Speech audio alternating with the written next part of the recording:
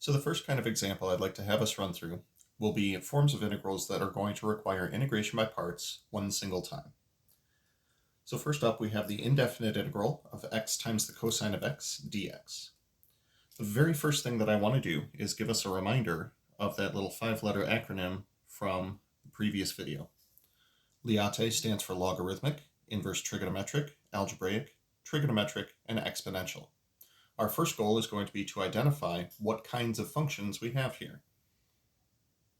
We have an x, and we have a cosine of x. X would fall into the category of algebraic, since it is a power of x. The cosine of x would be considered trigonometric, since it is a trigonometric function. Now, when you have an a and a t together, whichever one is farther to the left is going to wind up being assigned u. So what I'm going to do is say let u be equal to x. Then down and to the right, I'm going to write what dv is equal to. What we said in the last video is whatever you've decided is going to be u, all of the rest of this is going to be dv. Now be sure to include your differential in here. It is important to make sure that you have the dx in there to indicate whether or not a derivative has been taken. Then we differentiate the u, we integrate the dv, and we can get du and v. The derivative of x with respect to x would be 1. However, in differential form, that would be 1 times dx. Integrating the cosine of x dx will give us v, which will be the sine of x. No more dx because we've just integrated it. Now, as a result, what we can do is recopy the original integral, x times the cosine of x dx, and give ourselves a reminder of the integration by parts formula. The integral of u times dv is equal to u times v minus the integral of v times du. So with that in mind, u times v in this case would be x times the sine of x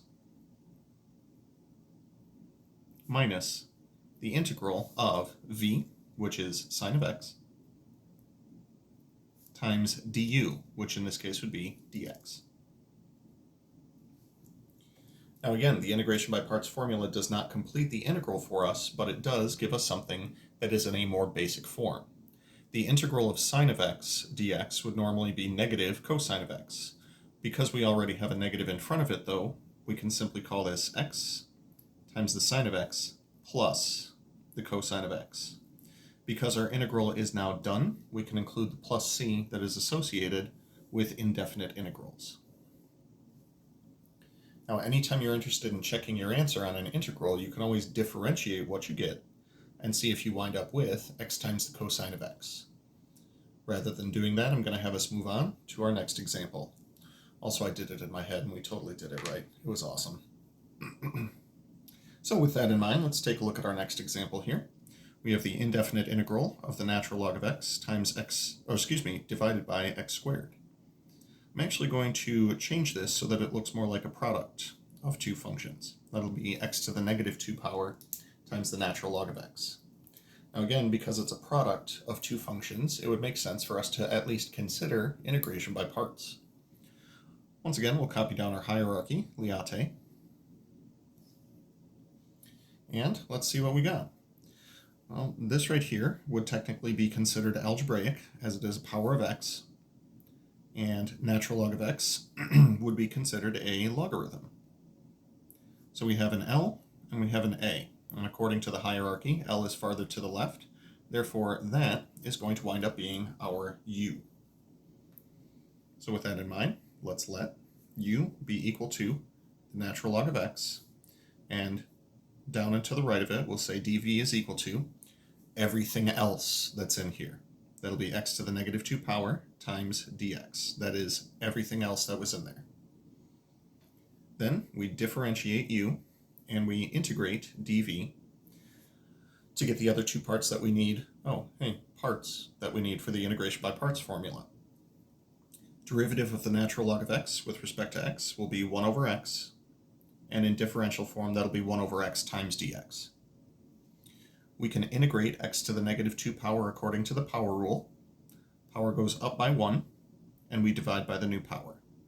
However, dividing by -1 is the same as saying multiply by -1, so our bases are covered there. Now, once again, I'm going to recopy what we have. This is the integral of the natural log of x divided by x squared dx is equal to. And once again, this was of the form integral of u times dv. And according to the formula, this should be u times v minus the integral of v times du. Now that we've calculated what all of those things are, let's go ahead and actually make it happen. So u times v is going to be the natural log of x times -1 x to the -1. I'm going to recopy that in a more algebraically, aesthetically pleasing fashion. X to the -1 can show up in the denominator as x, and the negative can appear in front of the fraction. Minus the integral of v times du. That'll be -1 times x to the -1 times 1 over x times dx. Recopying this in, once again, a more aesthetically pleasing manner, we have minus a negative. We'll pull the -1 out of the integral to turn this into a plus.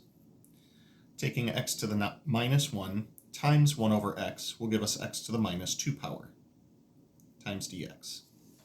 Now we've actually already integrated x to the -2 once already when we were turning dv into v. So I know what our final answer is going to look like.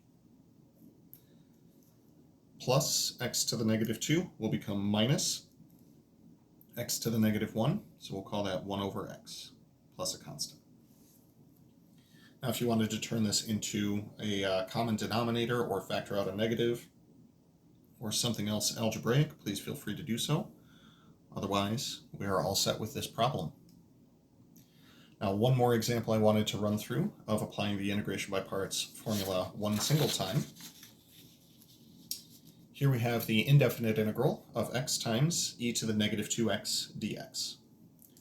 Now, once again, we already have it in the form something times something else, so I'm going to copy down my Liate and identify what do we actually have here.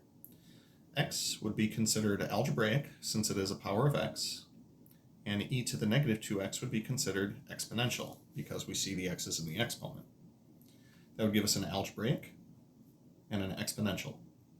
Whichever one is farther to the left in Liate, that is going to be your u. dv will be everything else. So once again, we are going to say let u be equal to our algebraic function, which is our x, and then down and to the right of that, we'll copy down what dv is equal to. That'll be e to the -2x times dx. Next, we differentiate the u, and we integrate the dv to wind up with du and v, respectively. Derivative of x with respect to x will be 1. Written as a differential, that'll be 1 times dx. Now, if we were differentiating e to the -2x, the chain rule says that we would be multiplying by an extra -2. Now, this only works because the exponent is linear. When we integrate, that means that we are going to get a -1/2. That would be the reciprocal of the -2. So with all of those things in mind, let's recopy our original problem and copy down our parts formula. Integral of u times dv is going to be equal to u times v minus the integral of v times du. Let's put all of the appropriate things into the appropriate places. U times v will be x times -1/2 e to the -2x minus the integral of v times du. Now once again, this does not finish the integral for us, it just puts it into an alternate form where we should be able to finish it off without too much difficulty. Let's call this -x/2 e to the -2x minus a negative. We'll take the -1/2 and pull it outside of the integral and call this plus 1/2 times the integral of e to the -2x dx. Running low on space here, so we're going to pick this up down here. Now, integrating e to the -2x is something that we've already done, And well, since it's happened in both of the last two problems, I should point out that when you're integrating something for dv, it actually may happen that it'll show up in a very similar fashion. So this will give us negative x over 2 plus 1/2 times the same integral as what we got earlier, negative 1/2 times e to the negative 2x. And because our integration is now done, we can tag on the plus c. The integration is done, but if we wanted to pretty this up a little bit, we could call this negative x over 2 minus 1/4. Oh, we're missing a part, aren't we? Yes, the e to the negative 2x didn't come with us. Okay. Okay. Yeah, we're going to have to rewrite that. Try to make it look a little prettier. Well, let's go ahead and factor out an e to the negative 2x. We could probably factor out a fraction as well to try to make it look a little prettier, but no worries. I already think math is beautiful. So this is a version of the correct final answer here, not necessarily the only version. You can algebraically manipulate it if you would like to. So yeah, that's integration by parts applied one time to certain problems.